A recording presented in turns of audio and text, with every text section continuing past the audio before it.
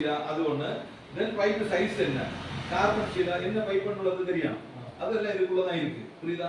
அதே மாதிரி குவாண்டிட்டி எத்தனை எண்ணம் உண்டு, எல்போவா, டீயா, ரெடியூசரா, பிளாஞ்சா, கேஸ்கட்டா, நட்டு போல்டா, எல்லாமே இந்த டிஸ்கிரிப்ஷனுக்கு உள்ள இருக்கு. அப்ப அதனால அந்த நெய்ம் மட்டும் நமக்கு இது முக்கியம்.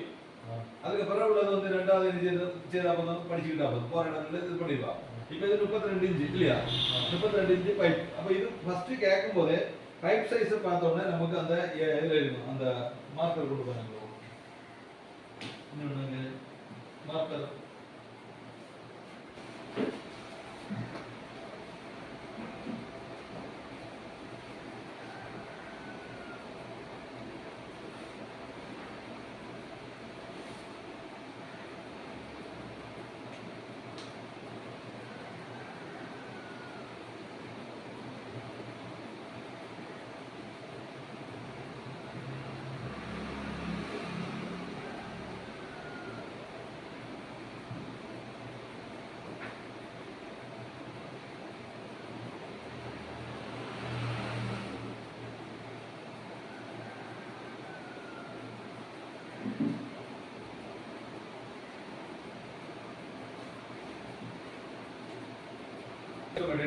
அப்ப இங்க என்ன போட்டிருக்கேன், ஒரு பிளான்ச், ஒரு லைன் வந்து எங்க போகுது, நார்த்ல இருந்து சவுத்துக்கு வந்து டவுன் ஆகி ஈஸ்ட்டுக்கு போய் டவுன் ஆகும். இவ்வளவுதான் வச்சிருக்கு.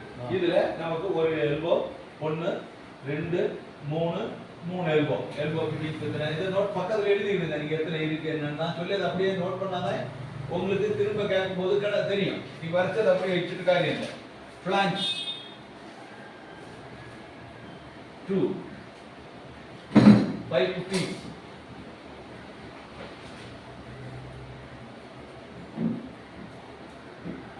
1 2 3 4.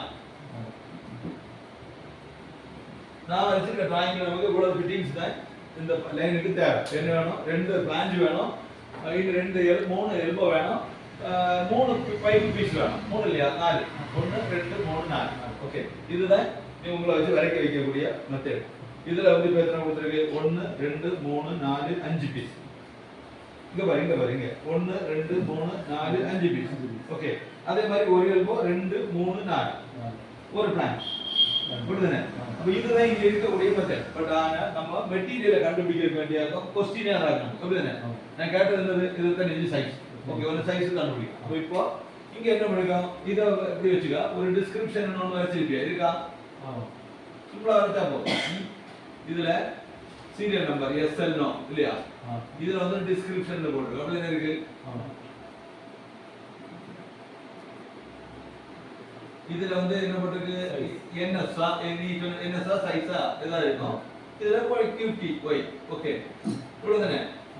இது ஒரு சார்ட் போட்டுட்டு இதுல 1 இங்க வந்து பைப்பு அது இருக்கும், அதை பார்க்கணும். ஓகே, தென் இந்த என்எஸ்ல வந்து 14 இன்ச் 14 போட்டுருக்கு. குவாண்டிட்டி வந்து எத்தனை இருக்கு, டோட்டல் லென்த் போடுவாங்க. இதுல வந்து 1.5 மீட்டர் 3 நம்ம 1.5 3 2.5 5 மீட்டர் 5 இல்ல 4 மீட்டர் இல்லையா, 4 10 11 11 19 20 மீட்டர் டோட்டல். ஒரு அப்ராக்சிமேட் கொஞ்சம் பிளஸ் போடுவாங்க, 20 MDR இருக்கும். சரியா? இவ்வளவு ஐட்டம்ஸ் வந்து ஒண்ணா நம்பர். 2க்கு வந்து elbow 90 degree 14 inch 3 numbers 3 Blanche. அது வேற டீடைல் இருக்கும் தனியா, என்னது டபிள்யூஆர் பிளான்ச்சா அப்புறம் சாக்கெட் பிளான்ச்சா அதெல்லாம் தனியா இருக்கும். பட் இங்க வந்து இப்போ பார்க்கும்போது இதுவும் என்னது 14 இன்ச் 2 நம்பர்ஸ் இப்படி இருக்கிறது. பாருங்க 2 நம்பர்ஸ் உள்ளது எப்படி நம்பர்னா 2 போட்டுப்பாங்க, நம்பர்ஸ் நான் போட்டதா. அப்ப இதை எப்படி கண்டுபிடிக்கிறது, இதை இப்ப சொல்லிதான் 3 பேர் நல்ல கவனமா கேட்டு இது எப்படி கண்டுபிடிக்கிறது. சடனா கேட்டோம், நான் கேட்டோன்னே ஒரு நபருக்கு வந்து வண்டி ஓட்டணும்னா நமக்கு ஸ்டீரிங் எங்க இருக்கு, கிளச் எங்க இருக்கு, பிரேக் எங்க இருக்குன்னு ஓட்டுற ஆளுக்கு தெரியும், சொல்லி படிச்ச ஆளுக்கு அது தெரியாது. அப்படிதானே? அதே மாதிரி இங்க வந்து என்னன்னு சொன்னா, எடுத்த உடனே டிராயிங்கை கையில கொடுத்தா நீ வந்து போற உன்னோட பார்வையே இந்த பக்கம் போயாச்சுன்னா உனக்கு வேலை தெரியணும். எக்ஸ்பீரியன்ஸ் இங்க போனா தெரியாதுன்னு அர்த்தம் இல்ல. இங்கே நமக்கு அளவுகள் போட்டுருப்பாங்க, ஷார்ட் வேல பார்க்க பண்ணுவாங்க. இந்த கீழ் சைடுலயும் மேல் சைடுலயும் அளவு போட்டு சைஸ் போட்டுருக்கு. நம்ம எக்ஸ்பீரியன்ஸ்ல பண்ணுற ஆளுகளுக்கு பார்க்கலாம்.